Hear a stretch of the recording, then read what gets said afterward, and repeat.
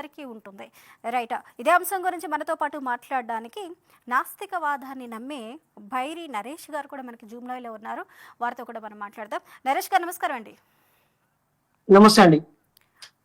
నమస్కారం నరేష్ గారు. మీకు కొంచెం ఈ నమస్తే ఆధ్యాత్మిక అండి. అంశాలకి కొంచెం మీకు నచ్చినా నచ్చకపోయినా వీటికి మీరు కాస్త దూరంగా ఉన్నప్పటికీ కూడా మీ మనోభావాలని మీరు ఆచరించే నాస్తికవాదాన్ని తప్పకుండా మేము గౌరవిస్తాం.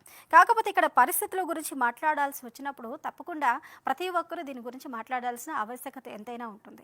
అయితే ఇప్పుడు జరుగుతున్న ఈ వివాదం, జిఆర్ వివాదానికి సంబంధించి మీరేమనుకుంటున్నారు?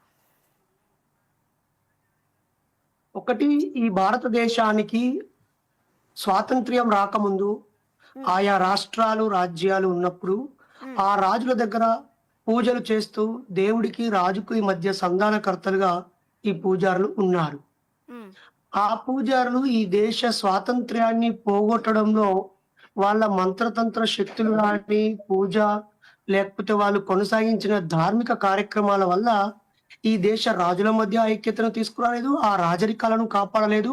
కాలక్రమంలో శాస్త్ర సాంకేతిక రంగాలను అందిపుచ్చుకున్నటువంటి బ్రిటిష్ వాడు, పోర్చుగీస్ వారు, డచ్ వారు, ఫ్రెంచ్ వారు ఎవరైనా వాళ్ళ ఆధునిక టెక్నాలజీని ఉపయోగించుకొని, అక్కడ వచ్చిన పారిశ్రామిక విప్లవాన్ని ఉపయోగించుకొని, అక్కడ వచ్చినటువంటి శాస్త్ర సాంకేతిక అభివృద్ధిని ఉపయోగించుకొని ఈ దేశాలను కబలిస్తూ ఉన్నప్పుడు ఇక్కడి వాళ్ళు మాత్రము రాజులకు సలహాదారులుగా ఉండి ప్రజలకి మాయమాటలు చెప్పుకుంటూ అభివృద్ధి వైపు, విజ్ఞానం వైపు, చదువును పెంచడం వైపు, ఆయా రాజ్యాల్లో మానవ విలువల్ని పెంపొందించడం వైపు ఈ సాధులు, సంతులు, బాబాలు లేదా రాజ్య పురోహితులు, రాజ్య సలహాదారులు ఏ ఒక్కరు కూడా ఈ దేశాన్ని దేశంగా నిర్మించే ప్రయత్నం చేయలేదు. మనల్ని దోపిడీ చేయడం కోసం, మోసం చేయడం కోసం, మన సంపదని కొల్లగొట్టడం కోసం వచ్చిన బ్రిటిష్ వాడే ఈ రాజుల మధ్య అనైక్యతతో రాజ్యాన్ని వాని కబంధ హస్తాల్లోకి వేసుకొని వాడు దీన్ని ఒక దేశం చేసిండు. మన శత్రువే అయినప్పటికీ మన బీదితులని పీడితులని ఈ దేశంలో వాని చేతిలో మక్కిన వాళ్ళందరినీ ఒక్కటి చేయగలిగింది ఆ బ్రిటిష్ వాడే తప్ప ఇక్కడ కాకలు తిరిగినటువంటి జిఆర్ స్వామిలో, లేకపోతే పండితులో, ఆయా బాబాలో, లేకపోతే హిందూ ధర్మానికి ప్రతినిధులమని చెప్పుకునేటువంటి అంటరానితనాన్ని పెంచి పోషించి కుల వ్యవస్థని కట్టుదిట్టం చేసి కొద్ది మందికే గౌరవ మర్యాదలు ఇచ్చి కొద్ది మంది చేతిలోనే సంపద పెట్టిన ఈ వ్యక్తులు ఏ రోజు దేశ స్వాతంత్రం పోతున్నప్పుడు పనిచేయలేదు, దాన్ని సాధించడం కోసం పనిచేయలేదు, ఇప్పుడు దేశాన్ని కాపాడడానికి సైనికంలో చేరి పనిచేయలేదు. అలాగే ఈ దేశ సంపదని దేవుడి దృష్టిలో అందరూ సమానమే అంటారు. నోరు తెరిస్తే లోక కళ్యాణము అని అంటారు. మా జీవితం, మాకు తల్లిదండ్రులు ఎవరో తెలియదండి, మాకు తల్లి లేదు, తండ్రి లేదు, కులము లేదు, మతం లేదు, మాకు ధర్మం ఉంది, మా ధర్మాన్ని కాపాడమే మా ప్రధాన లక్ష్యం అని నోటితో పలుకుతారు. కానీ బుర్రతో ఉపయోగించి నా ధర్మానికి ఏ రకమైన నష్టం జరుగుతుంది, నా ధర్మాన్ని విశ్వసించే ప్రజలు ఏ కులం వల్ల ఏ విధంగా నష్టపోతున్నారు, వాళ్ళు ఆర్థికంగా ఎలా నష్టపోతున్నారు, వాళ్ళు ఆరోగ్యంగా ఉండడం కోసం ఏం చేయాలనేటువంటి ఒక చిన్న ఇంగిత జ్ఞానం కూడా ఉండదు. నేను చిన్న జిఆర్ స్వామి గారిని సూటిగా అడుగుతున్నాను, మీకు 10 ఎకరాల భూమైనా, ఎకరం భూమైనా ప్రభుత్వ భూమి మీకు ఇచ్చారు అని అంటే అర్థము ప్రజల్లో నమ్మకాలు ఉన్నాయి, మీ అనుచరులు ఉన్నారు, మీ ధర్మానికి ప్రజలు కనెక్ట్ అయి ఉన్నారు, ప్రజల ఓట్లను పొందడం కోసమే ఏ ప్రభుత్వాలైనా ఈ బాబాలకు, స్వామీజీలకు వీళ్ళందరికీ కూడా ఇవ్వడం జరుగుతుంది. ఒక ఆయన సున్నపురాల జయరామరెడ్డి గారని ఒక 100 మంది బాబాల యొక్క బండారాన్ని బయట పెడుతూ వాళ్ళు ఏ విధంగా అంటే వాళ్ళు బాబాలుగా, స్వామీజీలుగా ఆయా ఆశ్రమాలకి పెద్దవాళ్ళుగా వందల ఎకరాలు, వేల ఎకరాలు సంపాదించి ఆ లోపల అత్యాచారాలు జరగడాలు, తర్వాత డ్రగ్స్ ను తీసుకోవడాలు, ఆడపిల్లలని ట్రాన్స్పోర్ట్ చేయడాలు, అక్కడ జరిగిన దుర్మార్గాలన్నీ ఎఫ్లు, కోర్టు తీర్పులతో, ఆధారాలతో 100 మంది రహస్యాలని ఈ మహానుభావుడు బయట పెట్టాడు. ఈ రోజు మీలాంటి టీవీ ఛానళ్ళు వచ్చి కొంత సాహసం చేసి చక్కగా ఈ లోపం ఏంటో వివరిస్తే అప్పుడు ప్రజలు దాని గురించి ఆలోచించడం మొదలు పెడుతున్నారు. అంటే మీ కెమెరాకి దొరికేంత వరకు, లేదా ఇండిపెండెంట్ జర్నలిస్టుల యొక్క రిస్క్ వల్ల, లేదా ఎవరైనా ఒక ఔత్సాహికులు వాళ్ళ లోపాలని ఒక సిస్టమేటిక్ గా సేకరించి ఆధారాలతో చూపించేంత వరకు వాళ్ళు గొప్పవాళ్ళుగా గౌరవించబడుతున్నారు, 100 కోట్లు సంపాదించుకున్నారు. ఆ తర్వాత వాళ్ళ రహస్యాలు బయటపడ్డ తర్వాత నిజాయితీగా వాళ్ళని వాళ్ళు నిరూపించుకోవటం లేదు. ఎంతసేపు ధర్మము అంటున్నారు. ఇన్ని వేల సంవత్సరాలు అవుతుంది ధర్మాన్ని పాటించబట్టి ప్రజలు.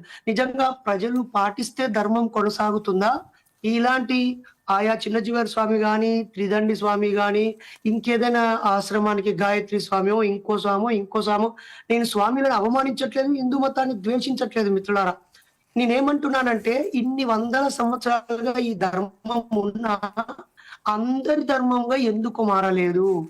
కుటుంబమే లేకుండా జీవిస్తూ ధర్మ రక్షణ కోసమే జీవించే వీళ్ళు ఎక్కడ ప్రజలని స్వయంగా కలుస్తున్నారు? హిందూ ప్రజలు ఎదుర్కొనే సమస్యల మీద వీళ్ళు పనిచేస్తున్నారు. వీళ్ళు ధర్మం కోసం పనిచేస్తున్నారా? హిందూ ధర్మాన్ని పాటించే ప్రజల కోసం పనిచేస్తున్నారా అని నేను సూటిగా మూఢనమ్మకాల నిర్మూలన సంఘం వ్యవస్థాపకుడిగా, చారువాక లోకాయుత సిద్ధాంత ప్రచారకుడిగా, భారతీయుడిగా హిందూ మతంలో లేదా భారతీయ సనాతన జీవన విధానంలో అత్యంత ప్రశ్నించే తత్వం కలిగిన చారువాక లోకాయుత సిద్ధాంత ప్రచారకుడిగా అడుగుతున్నాను. నేను దేవుణ్ణి విమర్శించట్లేదు, మతాన్ని విమర్శించట్లేదు, చిన్నజీయర్ స్వామిని ఆయన భక్తుల్ని అవమానించి కించపరచట్లేదు.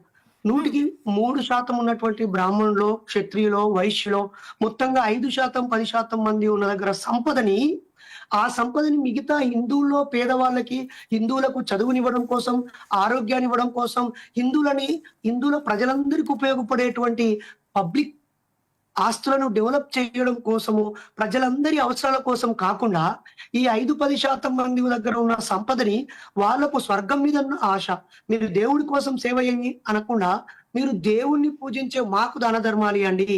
ఈ ధర్మాన్ని రక్షించి యజ్ఞాలు, యాగాలు, హోమాలు చేసేటువంటి మాకు మీరు కోట్ల ధనం ఇవ్వండి. మీకు ఇన్‌కమ్ టాక్స్ ఎగ్జెంప్షన్ ఇస్తాము.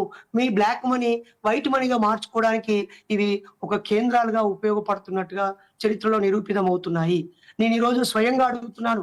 ఒక ప్రధానమంత్రి లాంటి వ్యక్తులని, రాష్ట్రపతి లాంటి వ్యక్తులని, ముఖ్యమంత్రులని ఇక్కడ ఆ చిన్నజీయర్ గారు ముఖ్యమంత్రి గారిని కూడా పిలవలేదు. సరే అది వాళ్ళ వ్యక్తిగత ఇష్టం. మనకు సంబంధం లేదు.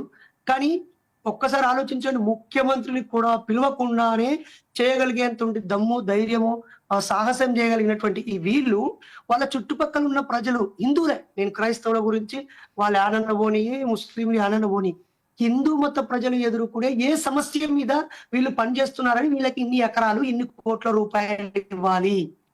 ఇది నా ప్రశ్న. నరేష్ గారు ఒక జూ పార్క్ కట్టిస్తే దానికి ఎంట్రన్స్ ఫీజు ఇంత అని ఉంటుంది. నరేష్ స్కూల్ గారు పిల్లలు వస్తే ఇంత ఆఫ్ అని ఉంటుంది. నరేష్ గారు ఈ ఈ ఈ చిన్నజీయర్ స్వామి గారు నడిపించే సంస్థను చూడడానికి వెళ్తే 400-500 రూపాయలు టికెట్లు ఎందుకు? అందులో ఉన్న ఉద్యోగస్తులందరూ చట్టం ప్రకారంగా ప్రభుత్వ సహాయం తీసుకొని నిర్మించారు కాబట్టి అన్ని సామాజిక, క్రైస్తవులు, ముస్లింలు కాకుండా అన్ని సామాజిక వర్గాల వాళ్ళకి అందులో హక్కు ఉందా? ఆ డబ్బులని ధర్మ ప్రచారానికి వాడుతున్నారా? హిందూ ధర్మాన్ని విశ్వసించే ప్రజల వైద్యం కోసం, విద్య కోసం, ఇతర నైతిక అభివృద్ధి కోసం కేటాయిస్తున్నారా అని మేము ప్రశ్నిస్తున్నాం. ఓకే అదే నరేష్ గారు చిన్నజీయర్ స్వామి నరేష్ గారు గారు ఒక్క నిమిషం. నరేష్ గారు, ఈ కార్యక్రమంలో మనం పబ్లిక్ కాల్స్ కూడా తీసుకుంటాం, పబ్లిక్ ఒపీనియన్ కూడా మనం తీసుకుంటాం. అదేవిధంగా కాల్స్ అలాగే కూడా ఉన్నారు, సామాన్య ప్రజలు మాట్లాడతారు, వారితో ఒకసారి మనం మాట్లాడదాం. హలో, చెప్పండి మేడం. నమస్తే అండి, మీ అభిప్రాయం అండి? ఇప్పుడు సార్ ఏం చెప్తానంటే, మన సామాజిక డైరీ గారు ఏం చెప్తుందంటే, హిందువుల ధర్మాని కోసం మాట్లాడుతాను, ఆయన ఎవరికి వ్యతిరేకంగా అది అంటున్నారు. ఉమ్, నేనేం కాదంటలేను. ఉమ్, మరి మీకు క్రిస్టియానిటీ ఉంది, ముస్లిం ఉంది, సిక్ ఉంది, మరి అన్నిటి గురించి మాట్లాడలేదు కదా ఆయన. ఉమ్, ఒకటే ఒక హిందూ ధర్మం మీద ఎట్లా మాట్లాడుతాను అనేది మన చిన్న క్వశ్చన్. ఉమ్,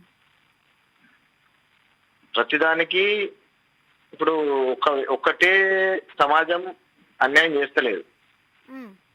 ప్రతి సమాజం కూడా అన్యాయం చేస్తుంది. మరి ఆ సమాజం కోసం